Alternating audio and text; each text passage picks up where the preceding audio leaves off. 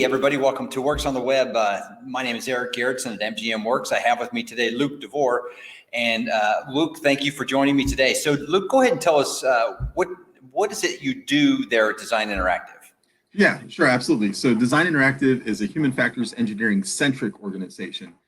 And we really strive to empower people with innovative technology, mostly in the human performance optimization space. Mm-hmm. Okay, so you guys are located where? You're in Orlando, Florida, is that correct? That's right. Yeah, we're headquarters out of Orlando, Florida, which is kind of interestingly the center of the modeling and simulation and human performance world. Or the Army and the Air Force and the Navy and the Marine Corps all have a hub there in Orlando. Good deal. So have you been dealing with the military at all in any of your products? And can you tell us what those products are? Yeah, absolutely. A lot of our work is funded through primarily different DoD research and development efforts, leveraging heavily the SBIR program, which you're probably familiar and a lot of folks are becoming ever more familiar. Is just a fantastic way to accelerate innovation and get technology into the hands of warfighters. So yeah, absolutely. A lot of our work is geared specifically for the DoD. Now, there's two specific products that you are going to demonstrate or have demonstrated at this technology showcase. The first one is Augmented, and the second one is Imitate. Can you go ahead and tell us about Augmented first? Yeah, absolutely. Augmented is really exciting for us. Typically we'll use the SBIR program and develop the innovative technology, and then look for ways to commercialize it and transition it. In the case of Augmented, we actually went backwards. We developed with IRAD dollars the capability.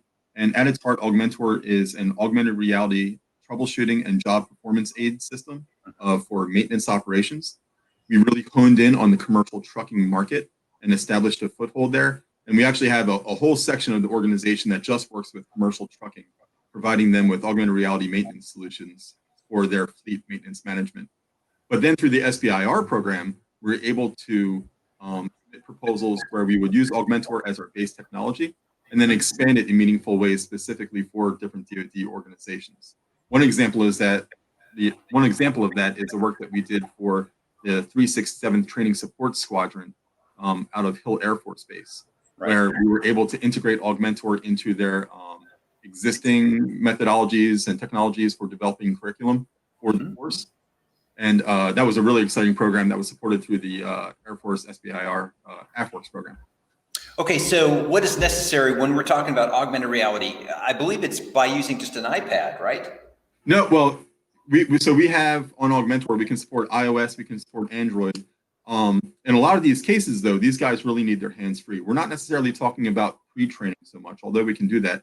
We're talking about providing them with operational support when they need it. So a lot of these cases, they have wrench in hand, all their tools, and they really need to be hands free. So we can support the mobile solutions, but in a lot of cases, we go with the head-mounted solutions, such as the HoloLens 2. And that doesn't seem to be a problem for maintenance technicians to have the head-mounted solutions on when they're working? It's getting better all the time. So Microsoft's been working hard at it. They've really taken a pivot towards enterprise solutions, and they recognize that it's compatible with work environments. So the latest version, HoloLens 2, you can actually flip it up and get it out of the way. Wow. Much more comfortable, the balance of it. And then there are other companies that are taking the HoloLens 2 and integrating it with hard hats and getting it to be compliant with like OSHA and other industrial standards. So more and more, we're seeing that the head-mounted version, accessibility and availability of head-mounted augmented reality is becoming more and more appropriate for industrial and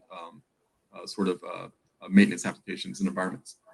Okay, so just one more question on that before we move into Imitate, and that would be, how would you perceive that this could be used in a training scenario, especially when we're talking professional military education? Yeah, absolutely. So, there's a lot of benefit for more traditional computer-based instruction. The accessibility is fantastic. The technology is well known, and vendors, contractors, and government folks, instructional designers, instructional technologists are able to pump out that content. Right. But at a certain point, you want to get your hands on that piece of equipment.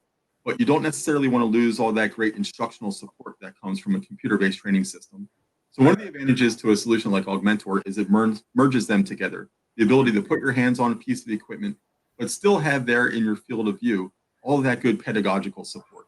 The ability to be guided step by step through a procedure, the ability to see how the procedure is properly conducted, and then to actually do it in real time, and to kind of really embody that learning Right. For a more rich training experience. Wow. Okay. And also with Augmentor, if you don't have the physical asset available for hands-on training, you can also incorporate virtual models. And for the trucking community, we've actually created a bunch of augmented reality mini games where you can take apart brakes, or you can take apart other components, you can reassemble them. There's leaderboards, there's other ways to earn points and scores and compare your performance against your peers. So it's really a very engaging and exciting way to learn. And frankly, it's what young people expect. Right? So these days, young people are expecting, especially in a technologically advanced environment like the Air Force, they're expecting to engage with, the cutting edge technology. Right. So you put a 30-year-old paper manual in front of them and ask them to just, follow the list and go through it. They can do it. Our airmen can absolutely do it, but they feel much more at home with something a little bit more advanced, a little bit more generationally appropriate. So that's probably more Air Education and Training Command on the technical training side. Okay, good. Absolutely. So let's talk about Imitate now. Can you explain Imitate and how that could be used by professionals? Yeah, absolutely. So Imitate is, at its heart, it's a performance evaluation system. It's tablet-based, and it's hyper-intuitive. The user experience design on Imitate is fantastic. What it allows you to do is it allows you to observe performance and rapidly provide evaluations and ratings without having to get completely consumed with the evaluation system because it's so right.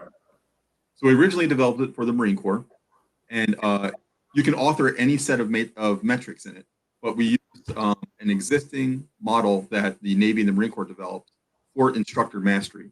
So what we're doing in the Marine Corps is an expert instructor is able to record a novice instructor and then categorically provide very concise feedback on what the instructor is doing well or what they're not doing so well, and then make rapid evaluations of that performance. And when they do that, the video is bookmarked. So we actually capture 7 seconds before the behavior was evaluated, and 7 seconds after. They're all color-coded by category. So you go through it, and then just like that, you get this beautiful after-action review that categorizes all of your performances and all of your scores. It lets you know what you're doing really well. You can actually go back to the video just in one click and see the specific instance of that behavior that was evaluated. And what that does is adds a lot of conviction. It's one thing for an instructor to say like, hey, at one point when you're talking about this, you kind of did this and it wasn't so great. And a lot of times guys will be like, I didn't do that. I'm not so sure. I think he's just busting chops. Yeah. But with Imitate, one click and you go right to that section of the video and you can see specifically what it was that you were doing that you got dinged on or that you got praised on. So it really helps accelerate how quickly you can reach mastery by being so specific and so concise in the feedback. So the Marine Corps is transitioning that under Marine Corps Training Command for a whole slew of their schoolhouses to accelerate how quickly a novice instructor can perform like an expert instructor. But we've also found some fantastic use cases beyond that. We're working with Walter Reed right now. They stripped out all that instructional models and the instructional metrics, and they added in surgical team communication metrics following the team steps model. So they're actually using it in surgical teams to evaluate how well they're communicating with each other. Again, they can videotape the entire procedure, they evaluate something, it bookmarks that specific example of performance, and then collectively they can review it and more rapidly improve how they work together.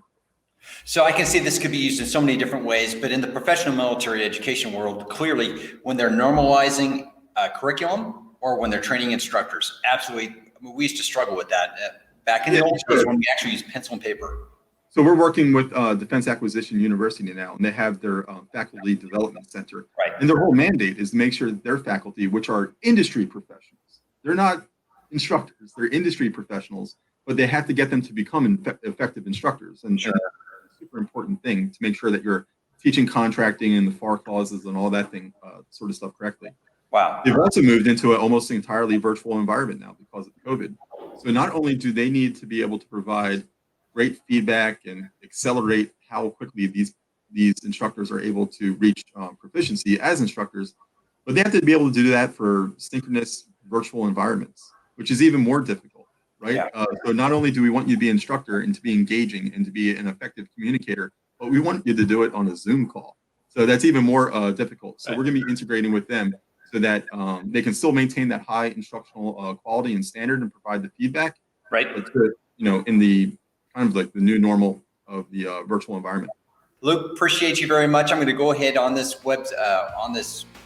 We'll go ahead and put the links to the different products you talked about. Thanks so much, Eric. Look forward to seeing you too. Hey, you have a great day, Luke. Bye.